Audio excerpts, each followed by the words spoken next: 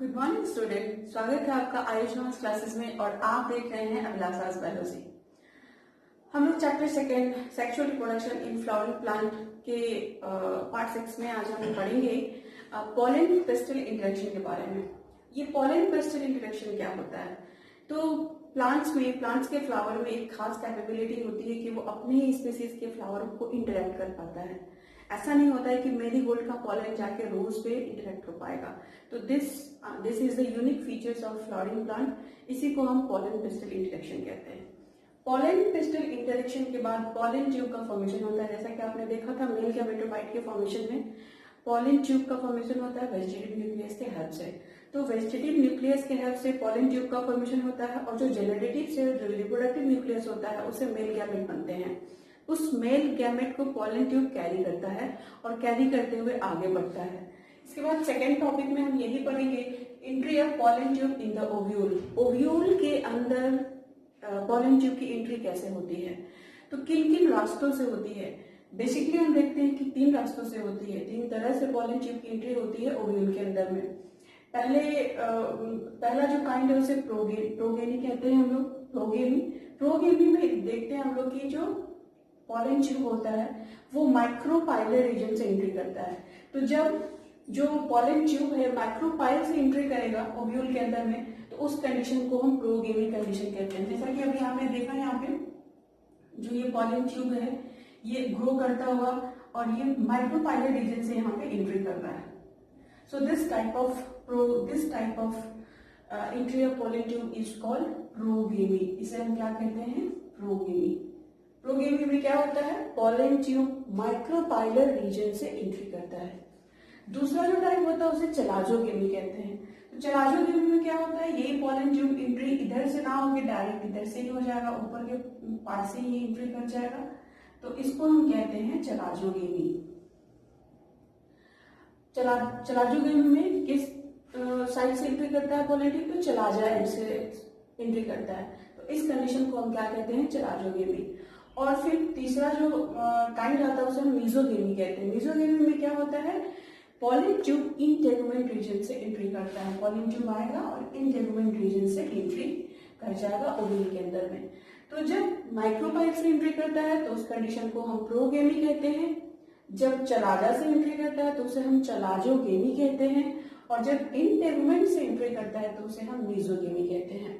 तो इस तरीके से पॉलन ट्यूब ओव्यूल के अंदर में एंट्री करता है। 3 कंडीशन है, ये बहुत बार एमसीक्यू में पूछे जाते हैं। ये सारे कंडीशंस आप लोग अच्छे से याद रखोगे। जब माइक्रोपाइल से एंट्री होगी पॉलन ट्यूब की तो इसे हम प्रोगेमी कहेंगे। जब चलाजा एंड से होगी तो उसे चलाजोगेमी कहेंगे। और जब इंटेगुमेंट से होगी तो उसे हम मीजोगेमी कहते हैं। लेकिन ये देखते हैं कि जो पॉलन ट्यूब है ये एम्ब्रियो सैक में कैसे जाता है। तो एम्ब्रियो सैक में जाने के लिए पॉलन ट्यूब की एंट्री एम्ब्रियो सैक में सिर्फ एक ही एंड से होती है और वो एंड होती है in the embryo sac. Embryo sac में वो कैसे जाता है? एम्ब्रियो सैक आप जानते हो कि पोलर रीजन जो मिडिल का एरिया होता है ओव्यूल का उसे हम एम्ब्रियो सैक कहते हैं। चाहे कहीं से भी पॉलन ट्यूब एंट्री करे, चाहे किसी भी रीजन से पॉलन ट्यूब एंट्री करे ओव्यूल में, लेकिन वो एम्ब्रियो सैक के अंदर जब उसे जाना होता है तो हमेशा माइक्रोपाइलर रीजन से ही जाता है। हमेशा माइक्रोपाइल से ही ये इंटर होता है एम्ब्रियो सैक के अंदर में, जहां पे सिनर्जिड होते हैं। तो दोनों सिनर्जिड के बीच से ये रास्ता निकालता है और फिर ये अंदर दोनों मेल गैमेट को एंट्री कर देता है एम्ब्रियो सैक के अंदर में। तो एम्ब्रियो सैक में पॉलन ट्यूब हमेशा जिस रास्ते से जाता है वो रास्ता कौन सा है? वो एंट्री है माइक्रोपाइलर रीजन। इसे हम माइक्रोपाइल कहते हैं। एम्ब्रियो सैक में पॉलन ट्यूब हमेशा माइक्रोपाइल से ही एंट्री करता है। इस बात का आप लोग ध्यान रखोगे। अब आपने देख लिया माइक्रोपाइल में कैसे, तो माइक्रोपाइलर रीजन से पॉलन ट्यूब एम्ब्रियो सैक में एंट्री करता है। और कहाँ से एंट्री करता है? तो ये मैंने बताया था कि यहाँ पे एक अपैरेटस होता है जिसमें 3 सेल्स होते हैं। दो सेल्स होते हैं, उनको सिनर्जिड कहते हैं। और बीच वाले जो सेल्स होते हैं वो एग सेल होता है, उसी को फीमेल गैमेटोफाइट कहते हैं हम। तो हमेशा सिनर्जिड के बीच से ये एंट्री करता है। 2 सिनर्जिड जो है उसको रास्ता प्रोवाइड करता है एम्ब्रियो सैक में जाने के लिए। अब नेक्स्ट टॉपिक हम देखते हैं कि जब हमारा पॉलन ट्यूब इंटर कर गया एम्ब्रियो सैक के अंदर, इसका मतलब है कि मेल गैमेट हमारे एम्ब्रियो सैक के अंदर चले गए, तो क्या हो गया, ट्रांसफर हो गया मेल गैमेट का ओव्यूल के अंदर में, एम्ब्रियो सैक के अंदर में। अब कौन सा इवेंट होगा, अब फर्टिलाइजेशन होगा। तो आपने पढ़ा सेक्सुअल रिप्रोडक्शन का दूसरा जो इवेंट हमने डिस्कस किया था जिसे हम कहते हैं फर्टिलाइजेशन, तो यहाँ पे हम लिखेंगे फर्टिलाइजेशन। लेकिन फ्लावरिंग प्लांट में हम लोग पढ़ रहे हैं, तो फ्लावरिंग प्लांट में जो फर्टिलाइजेशन होता है वो हमेशा डबल फर्टिलाइजेशन होता है। तो यहाँ पे हम पढ़ते हैं डबल फर्टिलाइजेशन, कि डबल फर्टिलाइजेशन क्या होता है। डबल फर्टिलाइजेशन, फर्टिलाइजेशन को आपने जाना, फर्टिलाइजेशन क्या होता है। फर्टिलाइजेशन में आपने डिफाइन इसको डेफिनेशन भी इसका देखा था, fusion of male and female gamete is called fertilisation. The process of fusion of male and female gamete is called fertilisation.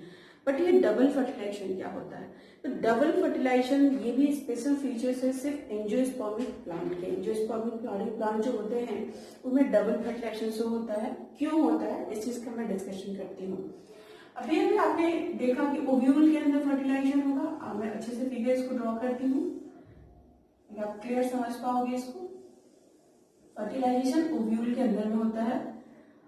सबसे ऊपर जो होते हैं वो 3 एंटीपोडल सेल होते हैं, इसको हम क्या कहते हैं, एंटीपोडल सेल। इसे हम क्या कहते हैं, एंटीपोडल सेल। यहाँ पे जो 3 सेल होते हैं इसको हमने एक apparatus कहा था, जिसमें हमने कहा था कि जो 2 सेल होते हैं उसे हम सिनर्जिड कहते हैं। उसे हम क्या कहते हैं, सिनर्जिड। और जो एक सेल होता है उसे हम एग सेल कहते हैं। बीच वाले सेल को हम एग सेल कहते हैं। और यही फीमेल गैमेट होता है। क्या होता है, फीमेल गैमेट होता है। और ये क्या होता है, तो हैप्लॉइड होता है। और बीच में 2 सेल फ्यूज हुए रहते हैं, इसे हम पोलर न्यूक्लियस कहते हैं। पोलर न्यूक्लियस कहते हैं, या इसको सेकेंडरी न्यूक्लियस भी कहा जाता है। तो आपने देखा कि पोलन ट्यूब एंट्री हो चुकी है एम्ब्रियो सैक के अंदर में, और किस रीजन से, तो माइक्रोपाइलर रीजन से उसकी एंट्री हो चुकी है। एम्ब्रियो सैक से पोलन ट्यूब एंट्री हो चुकी है, ये पोलन ट्यूब अंदर गया और सिनर्जिड से होते हुए ये एम्ब्रियो सैक में इंटर कर गया। एम्ब्रियो सैक में जाते ही जो उसका एंट्री पॉइंट होता है वो ब्रस्ट कर जाता है, डिस्ट्रॉय हो जाता है। और जो पोलन ट्यूब के अंदर में न्यूक्लियस होते हैं जिसे हम मेल गैमेट कहते हैं, वो मेल गैमेट दोनों डिस्चार्ज हो जाते हैं एम्ब्रियो सैक के अंदर में। तो आपने देखा कि एक माइक्रोस्पोर के अंदर में 2 मेल गैमेट होते हैं, एक पोलन के अंदर में 2 मेल गैमेट का फॉर्मेशन होता है, और एक पोलन ट्यूब के द्वारा 2 मेल गैमेट एम्ब्रियो सैक के अंदर छोड़ा जाता है। तो 2 मेल गैमेट अंदर जाके क्या करेंगे, 2 मेल गैमेट में एक जो मेल गैमेट होता है वो आके एग सेल को फ्यूज करेगा। जाहिर सी बात है, गैमेट है तो फर्टिलाइजेशन का इवेंट हम पर यहाँ पे फ्यूजन ही होगा। बट एक मेल गैमेट जाके एग सेल को फ्यूज करेगा और दूसरा मेल गैमेट जाके सेकेंडरी न्यूक्लियस को फ्यूज करेगा। तो सेकेंडरी न्यूक्लियस आपने देखा कि यहाँ पे ऑलरेडी ये 2n कंडीशन में था। सेकेंडरी न्यूक्लियस में 2 न्यूक्लियस थे, तो ये 2n ये डिप्लॉयड कंडीशन में था। और जो एग सेल था वो क्या था, हैप्लॉयड कंडीशन में था। हैप्लॉयड क्या होता है, जब single set of chromosome present होते हैं गैमेट के अंदर में तो उसे हम हैप्लॉयड कंडीशन कहते हैं। गैमेट हमेशा हैप्लॉयड ही होते हैं। और सेकेंडरी न्यूक्लियस चूंकि यहाँ पे 2 सेल फ्यूज कर गए थे, सेल तो एक ही है बट अंदर में न्यूक्लियस 2 है, तो ये डिप्लॉयड कंडीशन में था, इसको हम डिप्लॉयड कंडीशन कहते हैं। सेकेंडरी न्यूक्लियस से जब एक मेल गैमेट जाके फ्यूज करेगा तो ये क्या बनाएगा, ये मेल गैमेट जाके फ्यूज किया तो क्या बनाएगा, तो 3n बनाएगा। यानी कि यहाँ पे 3 न्यूक्लियस होंगे, इस स्ट्रक्चर के अंदर में 3 न्यूक्लियस फ्यूज हुए हैं, ये 3n बनाएगा। और इसे हम ट्रिप्लॉयड कहते हैं, इसे हम ट्रिप्लॉयड कहते हैं। और इस इवेंट को, इस फ्यूजन को हम क्या कहते हैं, ट्रिपल फ्यूजन कहते हैं। ट्रिपल फ्यूजन कहते हैं इस इवेंट को, हम क्या कहते हैं, triple fusion. So this event, the event when polar nuclei fuse with the male gamete, this event will be called the triple fusion, and the structure which formed after triple fusion is called triploid, having 3 nucleus. अब देखते हैं second जो male gamete था वो क्या कर रहा है। तो सेकेंड मेल गैमेट का हमने बात किया था कि एग सेल से जाके वो फ्यूज हो रहा है। सेकेंड जो मेल गैमेट था वो किससे फ्यूज हो रहा है, एग सेल से फ्यूज हो रहा है। एग सेल आप जानते हो कि ऑलरेडी ये हैप्लॉयड कंडीशन में ही था। एग सेल हैप्लॉयड था क्योंकि ये मेल फीमेल गैमेट है, हैप्लॉयड था। तो दूसरा, और मेल गैमेट भी क्या है, वो भी हैप्लॉयड है। मेल गैमेट भी हैप्लॉयड है, फीमेल गैमेट भी हैप्लॉयड है। तो जब मेल और फीमेल गैमेट फ्यूज होते हैं तो इस प्रोसेस को हम क्या कहते हैं, सीनगेमी। जब मेल और फीमेल गैमेट फ्यूज होते हैं, ये भी फर्टिलाइजेशन है, ये भी फर्टिलाइजेशन है, बट जब मेल और फीमेल गैमेट फ्यूज होते हैं तो इस इवेंट को हम क्या कहते हैं, सीनगेमी कहते हैं। और सीनगेमी के बाद जो स्ट्रक्चर बनता है वो डिप्लॉयड होता है और इस प्रोसेस को हम फर्टिलाइजेशन कहते हैं। As a whole process is called fertilisation, but one event में फर्टिलाइजेशन 2 टाइम्स हो रहा है, one time in the polar nucleus and one time inside the female gamete. One time में ये फर्टिलाइजेशन का इवेंट 2 बार हो रहा है, इसीलिए इस फर्टिलाइजेशन को हम डबल फर्टिलाइजेशन कहते हैं। ठीक है, तो इस तरीके से डबल फर्टिलाइजेशन कंप्लीट होता है। अब इसका फ्यूचर क्या है, जो फीमेल गैमेट आप जानते हो कि फर्टिलाइजेशन के बाद female gamete male gamete fuse करते हैं, डिप्लॉयड स्ट्रक्चर बनता है and this diploid structure is called zygote. इसे हम क्या कहते हैं, जाइगोट कहते हैं। और जाइगोट क्या होता है, तो डिप्लॉयड होता है। जाइगोट क्या होता है, डिप्लॉयड होता है। बार बार एमसीक्यू में पूछा जाता है आपसे कि गैमेट्स, मेल और फीमेल गैमेट्स आर हैप्लॉयड और डिप्लॉयड। तो गैमेट्स हमेशा हैप्लॉयड होते हैं और जाइगोट हमेशा डिप्लॉयड होते हैं। और जो पोलर न्यूक्लियस फ्यूज हुआ उसने क्या बनाया, तो डिप्लॉयड स्ट्रक्चर बनाया। अब फ्यूचर देखते हैं कि क्या होता है इसका। तो जो जाइगोट है वो फिर अपने अंदर डिवीजन स्टार्ट करेगा और एम्ब्रियो ओव्यूल से सिट का फॉर्मेशन करेगा। और जो पोलर न्यूक्लियस है ये एंडोस्पर्म का फॉर्मेशन करता है। और एंडोस्पर्म जो होते हैं ये इसमें डिवीजन होता है, सेल डिवीजन, और ये एंडोस्पर्म का फॉर्मेशन करता है। और आपको पता है कि एंडोस्पर्म ग्रोइंग सीड को न्यूट्रिशन प्रोवाइड करता है, फ्यूचर प्लांट के लिए न्यूट्रिशन प्रोवाइड करता है। तो ये इनका फ्यूचर है। जो female gamete male gamete fuse किए उससे सीड का फॉर्मेशन होता है। और जो ओवरी का आउटर पार्ट है उससे फ्रूट का फॉर्मेशन होता है। और इनसाइड जो ओव्यूल के अंदर में जो ओव्यूल होता है उससे सीड का फॉर्मेशन होता है। So this is the double fertilisation. इस तरीके से डबल फर्टिलाइजेशन पे आपको शॉर्ट नोट्स भी पूछे जाते हैं, इसे आप अच्छे से पढ़ लोगे। आफ्टर फर्टिलाइजेशन क्या क्या होता है, कौन कौन से इवेंट होते हैं आफ्टर फर्टिलाइजेशन में। तो सबसे मैंने यहाँ पे डिस्कस ही किया था कि मेजरली 3 इवेंट होते हैं यहाँ पे। एक तो होगा कि डेवलपमेंट, पहला इवेंट क्या होगा, डेवलपमेंट ऑफ इम्ब्रियो का डेवलपमेंट होगा।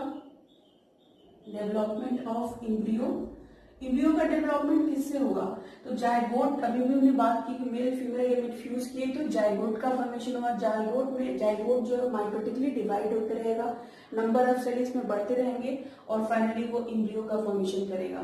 दूसरा इवेंट क्या होगा, दूसरा इवेंट आफ्टर फर्टिलाइजेशन मेनली क्या होता है, तो दूसरा इवेंट है उसमें एंडोस्पर्म का डेवलपमेंट होगा, डेवलपमेंट ऑफ एंडोस्पर्म। अभी हमने इसका बात किया था, डेवलपमेंट ऑफ एंडोस्पर्म, कि जो ट्रिपल फ्यूजन हुआ पोलर न्यूक्लियाई के अंदर में, ट्रिपल फ्यूजन हुआ, उसके बाद जो बॉडी बनी वो ट्रिप्लॉइड स्ट्रक्चर बनी and that process will be called the triple fusion. And after triple fusion this polar nuclei form the endosperm which provide the nutrition of the growing embryo. ये इसका काम। तीसरा जो मेन इवेंट होता है after fertilisation वो होता है formation of seed and fruit. Formation of seed and fruit, seed और फ्रूट का फॉर्मेशन होता है। ये कैसे होगा, अभी हमने डिस्कस किया इसके बारे में कि जो ओव्यूल होता है वो ग्रो होकर सीड का फॉर्मेशन करता है। जो ओवरी का आउटर पार्ट होता है, ये ओवरी के अंदर में ओव्यूल था, तो ओवरी का जो आउटर पार्ट होता है, ओवरी जो है फ्रूट का फॉर्मेशन करता है, डिवाइड होकर सेल डिवीजन चलते रहते हैं, और ओव्यूल जो है वो सीड का फॉर्मेशन करता है। तो आफ्टर फर्टिलाइजेशन इवेंट ये सारे आते हैं। हमने डिस्कस किया था कि जो सेक्सुअल इवेंट है वो 3 फेज में कंप्लीट होता है, pre fertilisation, fertilisation and post fertilisation. तो प्री फर्टिलाइजेशन में हमने देखा था कि गैमेटोजेनेसिस हुआ, देन ट्रांसफर ऑफ गैमेट हुआ, फिर हमने फर्टिलाइजेशन देखा। तो प्लांट्स में कौन सा फर्टिलाइजेशन होता है, तो डबल फर्टिलाइजेशन होता है। एंड आफ्टर फर्टिलाइजेशन कौन से इवेंट होते हैं, तो 3 इवेंट होते हैं, development of embryo, development of endosperm and formation of seed and fruit. तो ये कंप्लीट आपका fertilisation sexual reproduction in plants complete हो गया। कुछ स्पेशल पॉइंट है इसमें जिसे हम डिस्कस करते हुए आगे पढ़ेंगे। एक टॉपिक है जिसको बोलते हैं पार्थेनोकार्पिक। आपसे पूछा जाता है कि what is parthenocarpy. And what is parthenogenesis. यहाँ पे आप देख रहे हो कि मेन इवेंट क्या हुआ। मेन इवेंट ये है कि फ्यूजन हुआ और इम्ब्रियो का फॉर्मेशन हुआ, है ना। फ्यूजन हुआ और सीड का फॉर्मेशन होता है आफ्टर फ्यूजन। कभी कभी कुछ प्लांट्स में कुछ एक्सेप्शनल प्लांट होते हैं, एक्सेप्शन तो हर जगह होता है, तो जब बिना फर्टिलाइजेशन के सीड का फॉर्मेशन हो जाता है, जब बिना फर्टिलाइजेशन के ही सीड का फॉर्मेशन हो जाता है, तो इस प्रोसेस को हम कहते हैं पार्थेनोकार्पी। बिना फर्टिलाइजेशन के सीड का फॉर्मेशन हो जाता है तो इसे हम कहते हैं पार्थेनोकार्पी।